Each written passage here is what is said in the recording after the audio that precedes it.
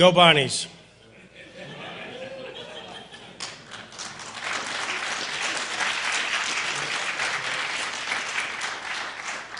My father always told me, know your audience. So here we are. I'm Greg Peterson. I am one of the co-founders of the Robert H. Jackson Center, which dates back to 2001. And tonight is a monumental evening for us. We are so thrilled to have this wonderful open house by St Bonaventure University, which we know is the dream of many, but most importantly, Sister Margaret Carney. For it was in this May of this past year where a memorandum of understanding was signed between St Bonaventure University and the Robert H. Jackson Center, which is described in a letter by Sister Margaret Carney to the city of Jamestown, that it's designed to be the development of St. Bonaventure University courses taught through the Jackson Center, linking the two institutions through new technological platforms and developing research projects and scholarly papers focused on Jackson and his legacy, as well as additional collaborations to enhance exposure and advocacy for the Jackson Center and St. Bonaventure. St. Bonaventure is excited to enter into a partnership with the Jackson Center, not only to enhance and explore the history and impact of Robert Jackson, but to be an academic presence in Jamestown and provide additional resources to the local community. And it's that which excites me beyond belief. In downtown Jamestown, there is no four-year college presence. I'm thrilled through this memorandum of understanding that a portal has been created to make that happen. And so I'm thrilled about that.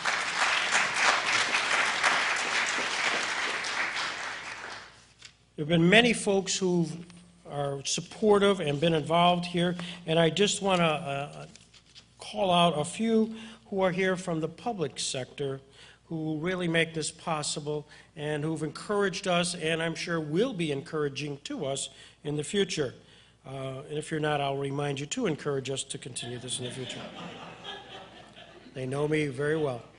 I want to call out, first of all, Lori Cornell, who is a graduate of St. Bonaventure University. She is part of Governor Cuomo's office, and we're thrilled with all of her continued support. But now that we know you're a St. Bonaventure person, go Bonnies. Jackie Phelps, Jackie right here from Congressman Reed's office, and we're thrilled to have her here. Jackie told me the chief of staff for Congressman Reed is a St. Bonaventure graduate. Proud, very proud. And so we're going to exchange cards, and he too will be on our list, Mr. President. Mayor Teresi, Sam's here. Sam, right back there.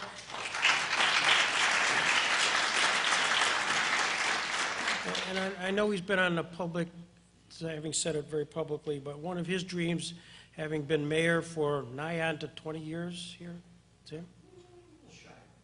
Close. I always round up, you know. Round up was to have this academic opportunity here within his city, and so they've been incredibly supportive, incredibly encouraging, and I thank the mayor, and he has his staff with him. Vince DeJoy, who is from the Department of Development. Vince is here. Bill Rice from the Planning Commission. Bill's also here. These are very important people to get to meet, I'm telling you. And a few have come, or the public sector who've come and gone because they had other commitments, but they were all here to support us tonight, from Assemblyman Goodell's office and from the Chautauqua Region Community Foundation. But the guy who wanted the most attention, because he's a St. Bonaventure graduate and he has a high position in the Empire State Development Corporation, and I think he's the class of 45, so he wanted attention. Mike Metzger. Mike, could you, Mike?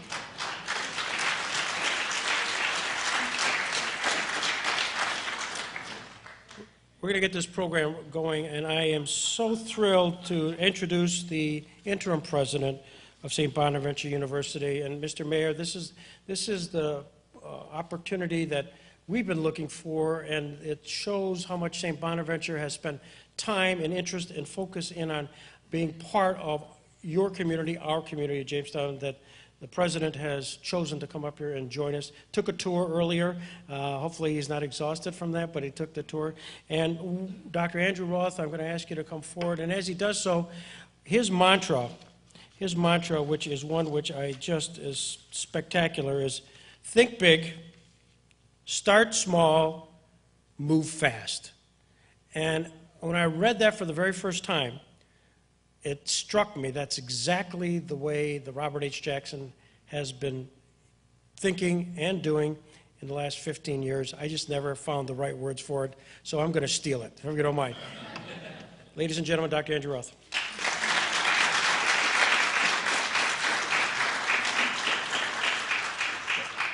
You're more than welcome to it. Think big, start small, move fast. I want to thank everyone from the Jamestown community for coming out this evening. I'd like to thank the folks from St Bonaventure for coming over on a rather inclement evening to support the university. Your support's always extremely valuable. As Greg said, I want to thank Greg for the tour he gave us earlier.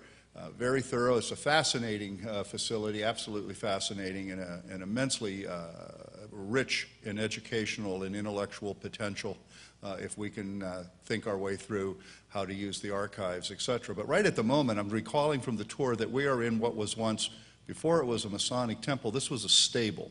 So what exactly, are we in the hayrick right now, and the horses were below? Horses below, yep. And this was once upon a time the hayrick, yeah, where they stored the hay.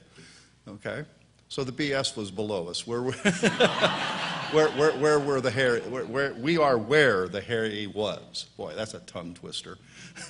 In any event, we're really excited about the possibilities. I was in the archives with Greg earlier, in the library. The research possibilities, I know Phil Payne has been giving this a lot of thought of what he could do with that and what his students could do with that, and I see some folks from our political science department. I'm sure there's opportunities there. I'm also really supportive and interested in figuring out how we can do four-year education here, perhaps partnering with JCC and the Jackson Center or just us and the Jackson Center. I've also, Department of Think Big, Start Small, Move Fast. There's really an opportunity, I think, here in a partnership with Bonaventure and the Jackson Center, and this would be one of the reasons I'd be interested in something longer than the 1 year I agreed to, is to actually create a think tank for public policy on the southern tier of New York. Kind of, in some ways, it's continuing education on steroids, no cooking classes, no macrame, but you develop programming that is aimed around public policy and community activity and community interest in needs, and also delivering intellectual life across the southern tier. And I don't know that any such thing exists, so I don't see any reason why we couldn't create it. So that would be a big thought. And before I sit down, I do want to thank you for those kind words about Sister Margaret, and I'm sure if Sister Margaret were able, she would be delighted to be here this evening with you. For those of you who know her and know this situation, she is recovering remarkably well and rapidly, but she still cannot have visitors or go out because her immune system is compromised, and perhaps that's as far as I'll go invading her privacy. But simply to say to you, I'm sure she would be delighted if I extended her greetings to you, because if she could, she'd have been here this evening with you. So with that, I'd like to thank Greg for the evening. I look forward to your visit to campus in a week or so, as we continue to try to figure out how we can cooperate and collaborate with one another to enrich the life of the southern tier of Western New York. Thank you.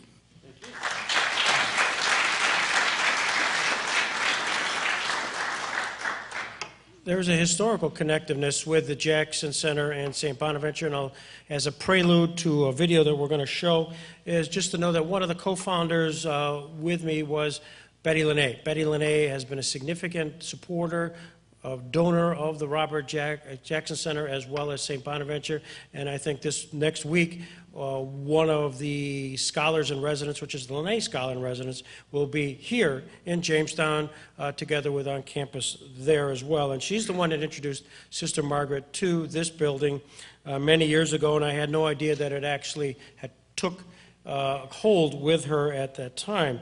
The other piece of the puzzle, we're going to have a commemoration on Saturday honoring Robert Jackson. For those who came in, you saw a Robert Jackson statue that found its way here, and we're rededicating it Saturday. And one of the folks who will be here to help us dedicate it is Father Moritz Fuchs. Father Moritz Fuchs, age 91, was at the Nuremberg trial and is the only one that is directly related to Jackson still among us. And he had an epiphany while at the trial. He was a private turned sergeant. He was the sole bodyguard for Robert Jackson at the trial. And while there, he saw all of the inhumanity to man as he was there in lockstep with Justice Jackson. And it's at that time where he felt he wanted to make a difference in his life. So he sought guidance and counseling, and the person he sought guidance and counseling from was the chaplain for the Catholics who were the prisoners at the Nuremberg trial, and it was Father Sixtus O'Connor.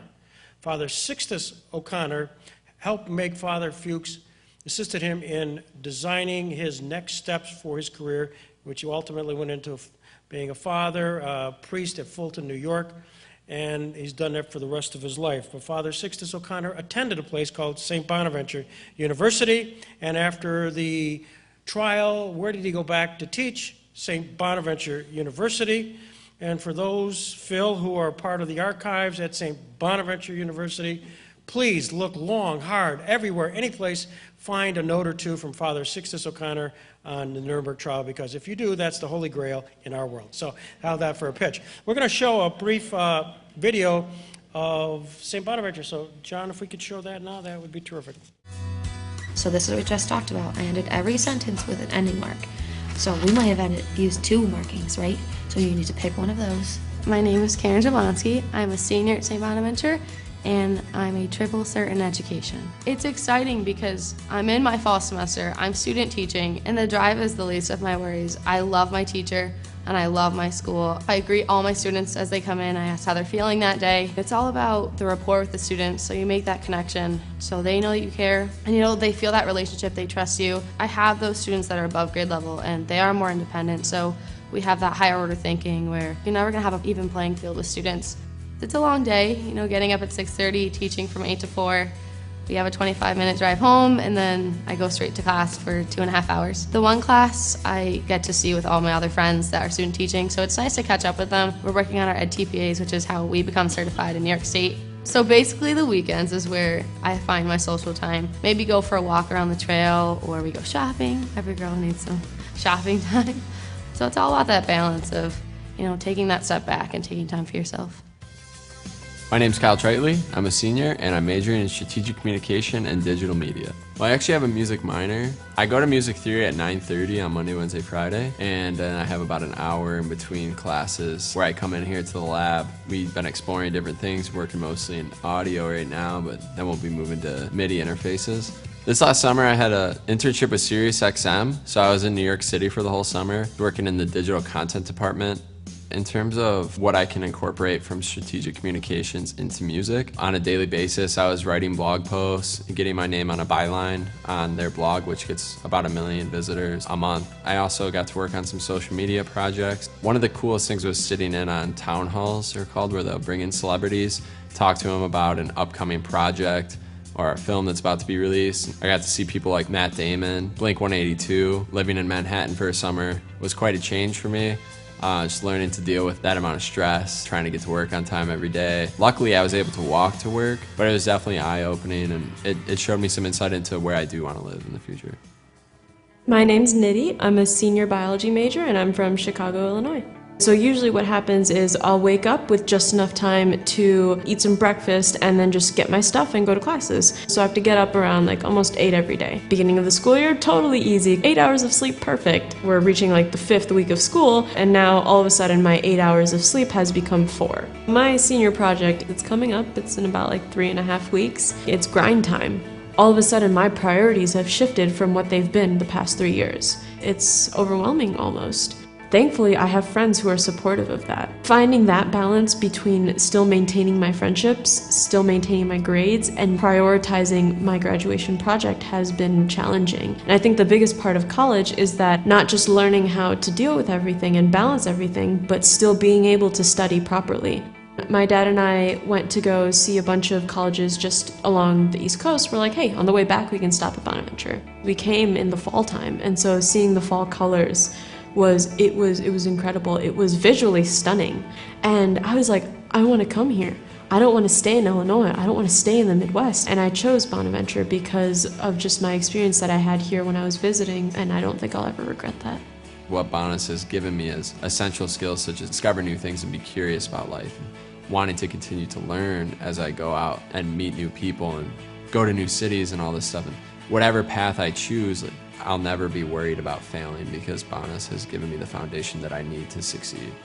I, without a doubt, believe that Bonaventure has prepared me to enter the classroom. You know, we have field block, we have field work, observations with teachers, but I've never had that full day in front of the classroom. I've taken over the classroom right now, and I'm comfortable there. I'm ready to have my own classroom and for me to set the rules and for the students to come to me in the morning and, you know, to send them home at night and making them excited to come back in the morning. For as long as I can remember, that's what I've wanted to do.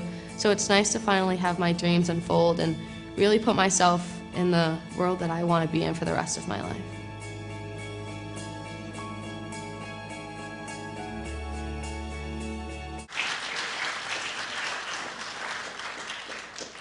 That's terrific, and congratulations who put that together. That really gives a good overview. Now we're going to get the rest of the story. They've given me a list of 5 folks from St. Bonaventure who are going to join us here, and as I call you up, would you please come up and grab a seat in no particular order. Dr. Pauline Hoffman, the Dean of the School of Communication. Dr. Hoffman. Go in the middle and go out. Yeah, take the center seat. That's it. I like that. Chief Justice Roberts would be proud of you. Taylor Rosenberg, the admissions counselor and Jamestown area native. That's what they say. Is that right? Tim Kenny, of course, the athletic director of St. Bonaventure. Go Bonnies. Tim? And if you live in Jamestown, this next guy needs absolutely no introduction whatsoever. But St. Bonaventure student, Cameron Hurst. Cameron?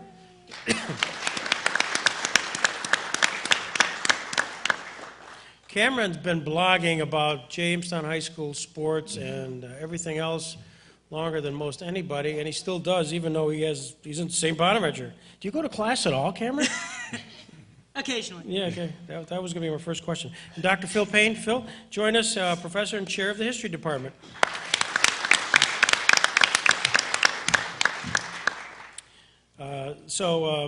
Tom Bonifaro said, you know, Greg, I'm going to have a panel of the 3 of the best and brightest. Clearly, he made a decision of the 3. Clearly, this is good math, Tom, you know.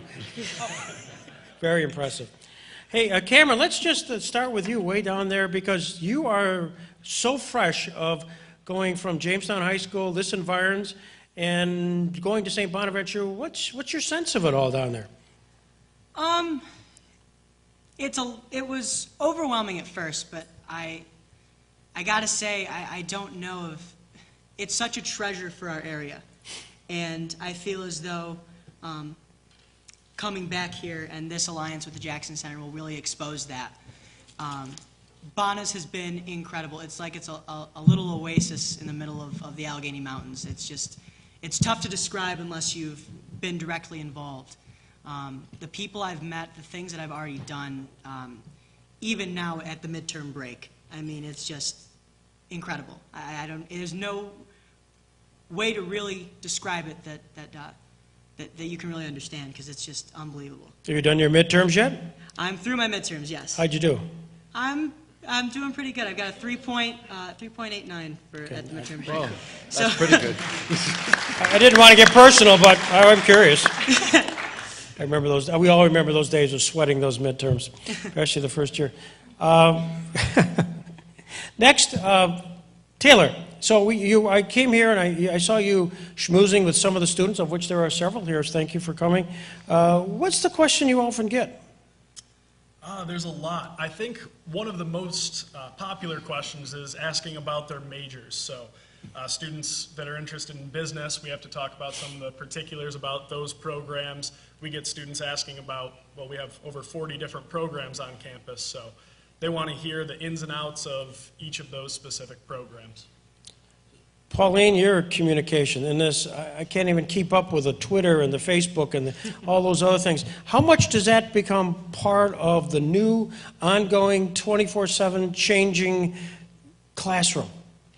It's a huge part of the changing classroom, but I will stress that some things that aren't ever going to change are the quality writing, for sure, because no matter what medium you're using or what outlet you're using, you still need to have that talent, and certainly ethics plays a big role in it as well. And I think we could probably see that right now at this time, how important ethics might be. But no, Twitter, really? Yeah, I know. You think? Wow, what a surprise. And I have to say, poor Cameron, 2 seats down from his dean, he has to say that he's doing well and that it's a really great experience for him. But no, Twitter and any digital outlets are certainly a huge part of what we do, but then also, we're certainly trying to stay abreast of what's coming next, because that's what's popular today, but what's tomorrow, what's the next day. So it's certainly a big part of what we do. Curious about the fact that, in fact, we know it just from programmatic. Robert Jackson is deemed one of the best communicators and writers in the history of the Supreme Court. And to date, just as a teaser, no academic institution, law school, has really ever taken on the challenge to figure out how he did it. What was his style that, in fact, led to him being such a dynamo in the Supreme Court? So maybe that's a project unto itself. Just suggestion. We'll give it to Cameron. Yeah. You're done. I'm done. So Tim, what's new? Is there like a basketball team this year? What's going on? There's a lot new. I'll go back to what you were talking about with Twitter. Being an athletic director, you have to have it, and you have to reach out. For those of you who don't know, my marketing director, who's been a big part, he's from Jamestown, Seth Johnson, and he relies on me to tweet, and I feel like I'm a professor. I have to publish or perish. I don't know what I'm putting on there half the time. You young folks know better. I call young. You know better than me, but I kind of throw things out there, and next thing you know, it takes a life of its own. And so there is something to that, to be honest with you, with the schooling of it and how to use it properly. But other than that, things are going great. We got our basketball season around the corner. It's starting right up. For those of you who haven't been there, I want to say we've had a great relationship with the Jackson Center, and Jamestown in general. When I first took over, I sat with Seth, knowing he was from out here, and we said, there's this one thing you learn when you're at St Bonaventure. They call it the Bonaventure Bubble. A lot of people don't venture out of the bubble. And we said, how do we get out of the bubble? We need to have more people around. And this relationship has been fantastic. It's an easy drive down the highway. And working with Greg, as you could tell, just the way he does this, we had our coaches here. We've had former players already in this same area. It's a little bit more formal setup here. You usually have the chairs and... I didn't control this. This is Butterfaro. I was going to say, usually you should have a pipe sitting there reading like inside the actor's studio. But it's a great setup, and the partnership has been fantastic. And when this came about with the partnership with the school overall, and I remember sitting with Sister explaining to her what athletics had been trying to do, this just brought it to a new level, and it's been great. And it's an easy drive back and forth. It's easy to come for entertainment, for fun on this athletic side, and it's easy for us to come out here and do stuff, and we're looking to do more.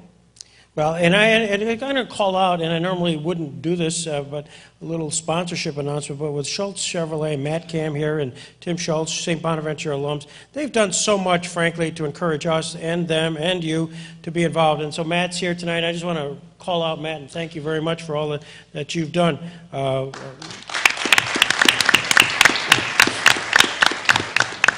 Invoice to follow. Exactly. That'll cost you on the sponsorship. Phil Payne. Phil was one of the first guys to really get a sense of what the Jackson Center might be and the possibilities. In fact, so much so that he's worked very closely with our curator, Jen Champ. And maybe explain a little bit about what you saw here that moved you to move pretty quickly. Talking about move fast. This Phil Payne was one of them. Yeah, so first of all, I have to say I'm happy to learn Twitter now counts as a publication. It does. It does. Use that. Publish or perish. Remember? 144 characters. Exactly. All right. So, in terms of the programming here, so one of the things I think about a lot is the same thing we've been talking about is how is this digital revolution changing history, and the chance to link our students to an off-campus site, especially with the name Robert Jackson, is a valuable thing. And this is kind of just where historical scholarship is going, right? And so we're starting small. We're working with Jackson's oral history. The students have started working with it now, and we're going to start building out from that. And if we can create that link between the two institutions, that not only students are coming and going, but students are interacting over the internet, that is a huge win. And that also points majors like history, which often, frankly, people tend to assume is kind of not quite with that. We're not quite with the digital future, but it kind of points us in that direction. And so I think there's just a lot of opportunity to do good old-fashioned archival research, to work in a very meaningful historical project that people will recognize and will recognize Robert Jackson's name, but do so in such a way to give students skill sets for the 21st century. Well, it's exciting for us, and again, it's just a template for opportunities, not only for students that are on campus, but also I visualize that as an opportunity for students who are high school students who can use the center and what you've achieved as an opportunity to learn more and to get exposed to the St. Bonaventure way. Well, I completely agree, because I think that these are the sorts of projects that they start out small, but as they grow, particularly when they're in that digital realm, and that's because it's literally a public endeavor. You will see, and this is what's one of the things that's really cool with the students, is rather than they write a paper, they give me the paper, I read the paper, I give it back to them, and I don't know what they do with it after that. Frame it, no doubt. No. Yeah, I think it probably makes it into the recycling bin. But that's not necessarily a bad thing. We still want students writing papers. But it's a game changer when the students do something and that something lands in the public arena, right? When it shows on a web page or it shows up in a digital map or something like that. And we're not to that point yet, but once we reach that point, then things start going quickly, because then you can show students emails and like somebody who found the site and looked at their work, and that's pretty cool. So. And I hope, because I know especially communications world, one of our bigger assets here is the number of interviews we've done, probably over 1,000. And I know I look forward to having students come and use them, and to not only create the metadata that goes with it, but ultimately publish a little bit of a story, because there are so many stories that we have here at the Jackson Center. And like you just said, Phil, all of a sudden that gets published and it's theirs. It's a visual opportunity. Cameron's got a couple of them floating around out there now. One on Hans Auer. Hans is in our audience, and one with Mike Metzger as well. And Hans will give you his autograph later on.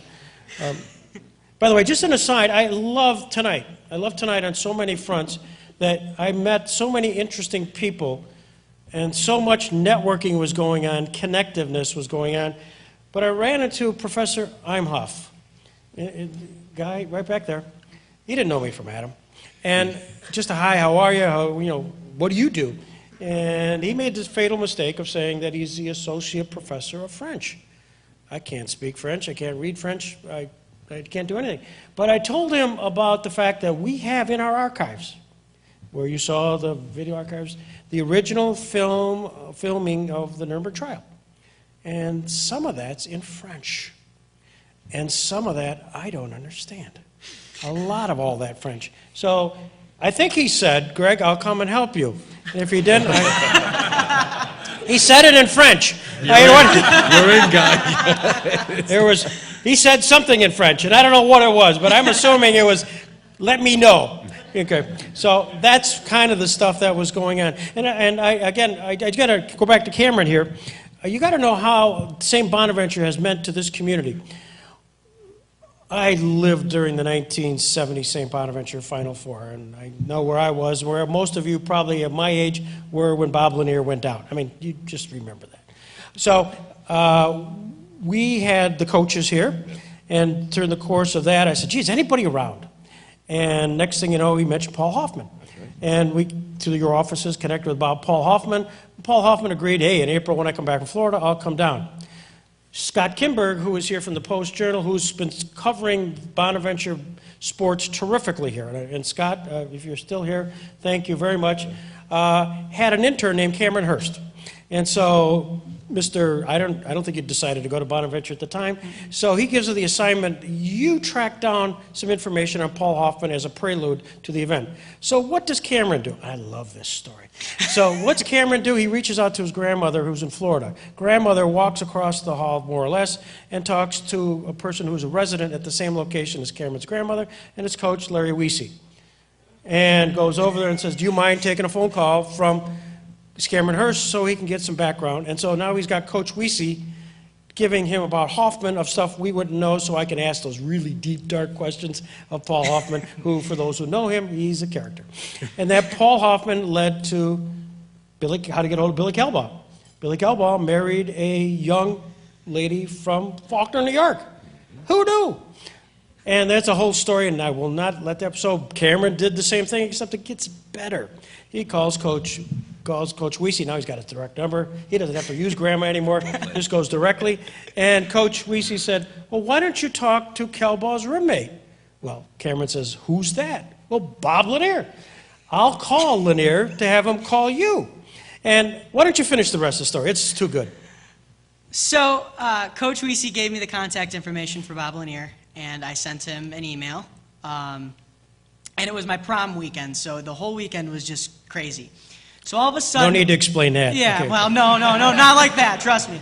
An hour after the email, I receive a call from Phoenix, Arizona. Now, I'd gotten telemarketer calls all day, so I thought it was just a telemarketer call. So I let it go to voicemail, and there was no voicemail. So the next day, all of a sudden, I was taking a nap before getting ready, and all of a sudden I see an email back from Bob Lanier and a missed call.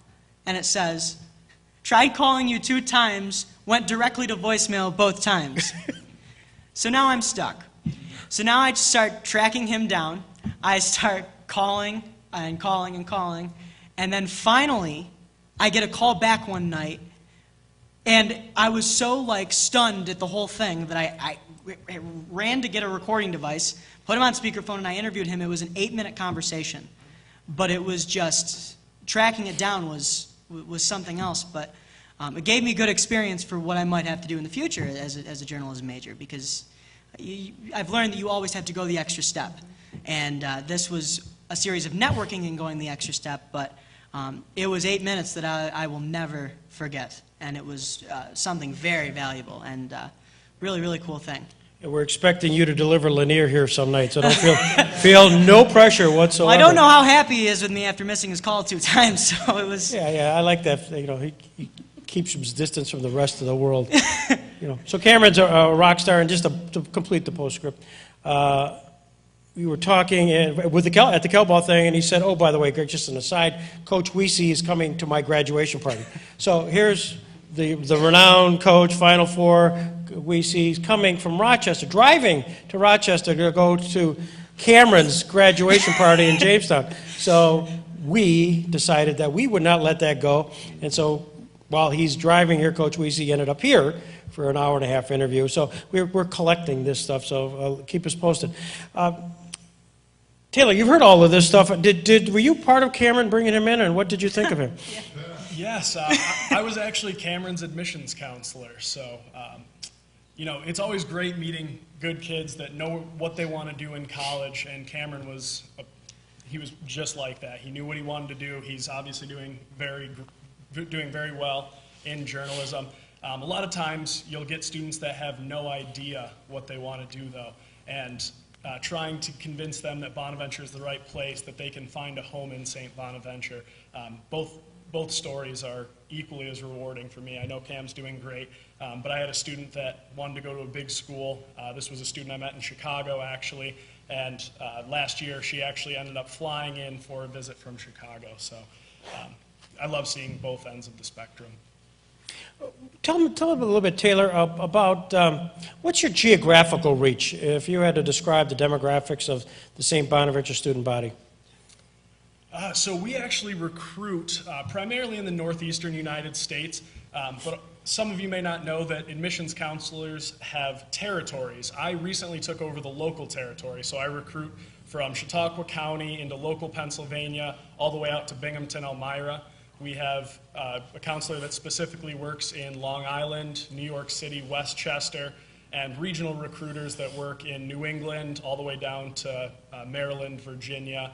And we always are also looking for what we call share volunteers who are alumni, and they will actually represent St. Bonaventure at college fairs, high schools, all the way across the nation. And I believe there's actually some pamphlets outside if you are interested, or if you know somebody who might be interested in joining the SHARE program to help us recruit even further away. Which is a good plug piece as we get towards closure of this panel discussion. All of them will be at various locations throughout here, and feel free to walk up. Please do. They've got information there. Maybe got candy there too. Just anything to entice them. Anyways, there's still a food stall. Come on. Still a food stall someplace. Just come up and just say hello and ask questions. Dr. Hoffman, School of Communications. How do you see the potential here in the Jackson Center in Jamestown? In your world, how do you think that might work? Well, first of all, I have to say to Cameron, damn. That's excellent, and to speak to what you had said earlier about knowing your audience and your earlier question about Twitter, you had to go old school with email and telephone to get to Bob Lanier, not Twitter and so on. And actually, Cameron gave me a tour earlier of the media room, which is very impressive. So I'm excited to be able to get some interns here to work on maybe some of the broadcasting pieces and some of the editing with your videos and things, but then also perhaps with some of the social media and other outreach and certainly public relations and so on. Any number of areas I think that we could help, and it'll be exciting to sit down and talk about those possibilities. Terrific. You got all that, John, on film? Mm-hmm. That's good. I like this. You're divvying up a lot today, aren't you? Guy, it's all over the place. So, Tim, Yeah. give me well, let's go back to basketball. Let's stay focused. Go back to basketball. Yeah, we got the men's team, you got the women's team. You've had some personnel changes. So could you talk a little bit about a couple left, a couple came in, and what meant on the men's side, and then maybe talk a little bit about the women as well. Well, on the men's side, you lost two real big key contributors, in Marcus Posley and Dion Wright, and that's a lot of points. I think between them, I didn't want to say it was 27 points a game, something along that line, that we lost in two players. But we have a returning player who's first team all A10 and Jalen Adams, who's a junior, who is spectacular. We have some pieces in place that people didn't know about, kids who were sitting out. Matt Mobley, who's from Central Connecticut, who's on the all-rookie team in the NEC, which is the conference they were in, Division I, transferred in, sat out last year, and will open a lot of eyes. When you watch him play, I think you'll be very impressed with the way he is able to shoot the ball. Something that's going to be interesting, because you haven't seen that. According to Mark, our coach, you haven't seen that in the Riley Center in a while, outside of Jay. Now doing it, you're going to have two guys out there that are going to be bombing threes, which will make it interesting. Might give us some more hair loss if the shots aren't falling, but yeah, I think you got that. You have some big, the big guys. Two of our big guys transferred out, but we've got three new big guys. One from Syracuse who transferred in as a grad student. Chino, don't ask me to pronounce his last name. I can't. I don't know it. It's hard, but he comes in and he was at Syracuse for 3 years. Big, strong, 6'10". We have Josh Ianni, who's a freshman. He comes from Baltimore by way of, Nigeria by way of Baltimore. And he is about 6'9", he's a beast and's coming along. And then you have an Amherst product, Amadi Ekpezi, who comes from Amherst, New York. He's 6'10" and a big kid. There's a lot of new pieces, a lot of returning, but there's some new that are going to come in, and I think you'll see as the season goes on, they're going to continue to gel. The beginning might look a little rough at times. I'm letting all the fans out there understand that. It'll be a little rough. Not saying we're going to lose. It just might not be pretty. And going forward. On the women's side, we only have 6 returning players from a team that went to the second round of the NCAA tournament. And we have a brand new coach in Jesse Fleming. And our coach left to go to Providence. And we brought Jesse in, who was part of the turnaround he was an assistant on Jim Crowley's staff. So he's going to get his time. He's going to take some time because he's only got 6 returning players. So it's going to take a little bit of time with them. But I think in the end, he will have that thing humming by the time goes. I think both programs, it'll be a little bit slow at the beginning. Once again, not saying losing, and it'll become a gelling piece of art, hopefully, by the end that we're looking for. But, you know, I'm going to go back to Cam, though. He just unfolded. I was sitting there giving you praises for all the information you would ask questions for. Cam, you got that? You're making him look good. You need a raise. I'm just going to give that over there right now. He needs a raise. He does. But it should be a He lot did. of fun. And if you could get out to the Riley Center, I'm telling you, it's easy and it'll be a lot of fun this winter. Terrific. So, Phil, we talked a little bit about the connectiveness already with the Jackson Center. How would you see, if I were an 11th grade student here at Southwestern or Faulkner or Jamestown, how you would envision, it's not all in place now, but how you would envision using this location perhaps and having St. Bonaventure give you a little bit of an exposure of what the experience is like? Well, partly it depends on what the 11th grader is looking for. And the 11th grader, some of them have a lot of, this is what I want to do, and others don't. But we do see a fair number of history majors who are interested in careers in museum studies or library science or something related to that. And in that case, the Jackson Center is just a perfect place for an internship, either coming out here in Jamestown, or maybe we could set something up where we could do part of the work remotely, do some archival work remotely on campus, and then have some either telecommute in, so to speak, and with occasional visits. But I think we got a lot of room to grow in that respect. Partly, like I said before, it depends on as we start building out this infrastructure, we create opportunities for students. And one thing I really believe is that when you're talking to students about this, it's important to find out kind of where they're going and try and shape it around what they want, right? And sometimes 11th graders or just students in general, that's a big part of the process.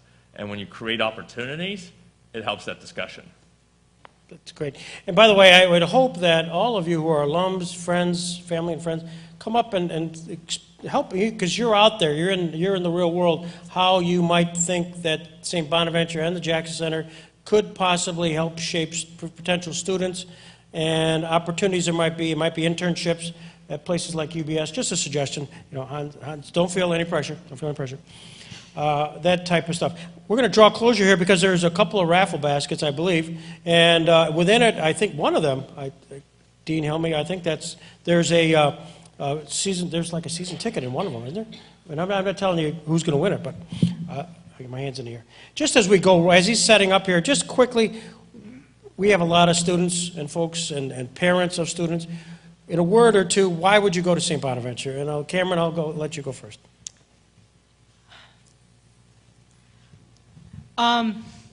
Opportunity.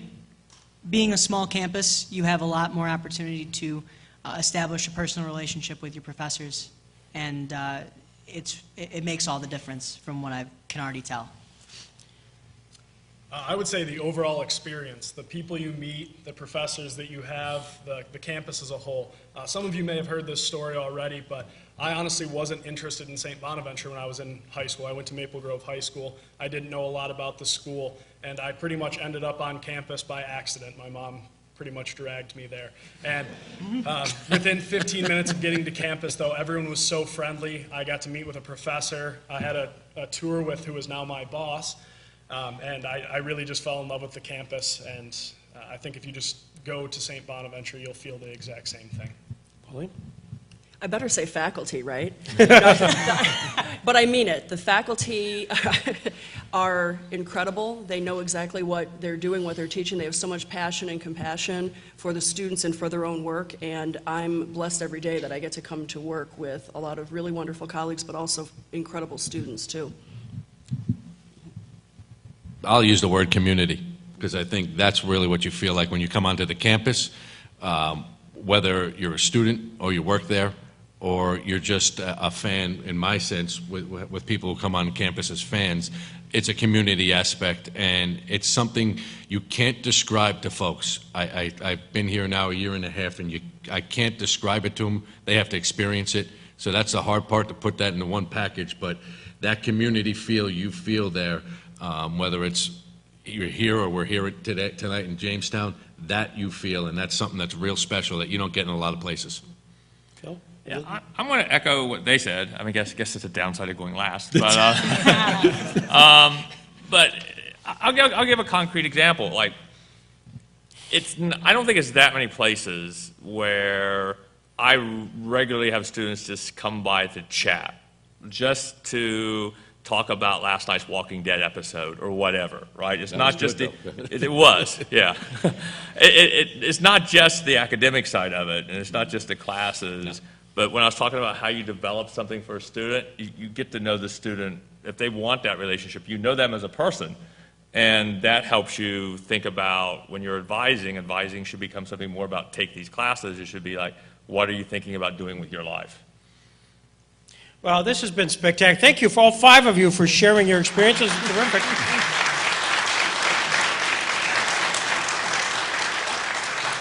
And hopefully it gives everybody more of a sense of what St. Bonaventure is all about and how thrilled we as Jamestown area community members are to have the relationship that's been established, and we look for nothing but big and bright things.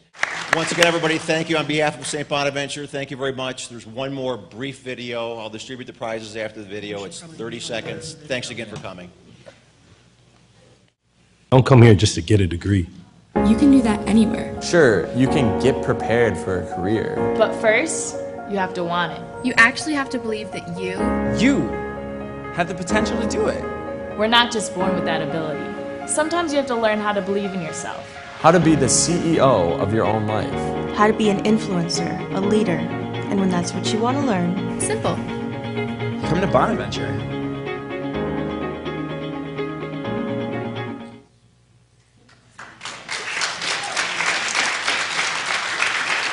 Thanks, everybody, for coming. Please do not leave. There's all kinds of stuff, good stuff, and Seth Johnson will be here to sign autographs as you leave. So please, thank you for coming, and thanks to St. Bonaventure, everybody who came here. Special effort. Appreciate it.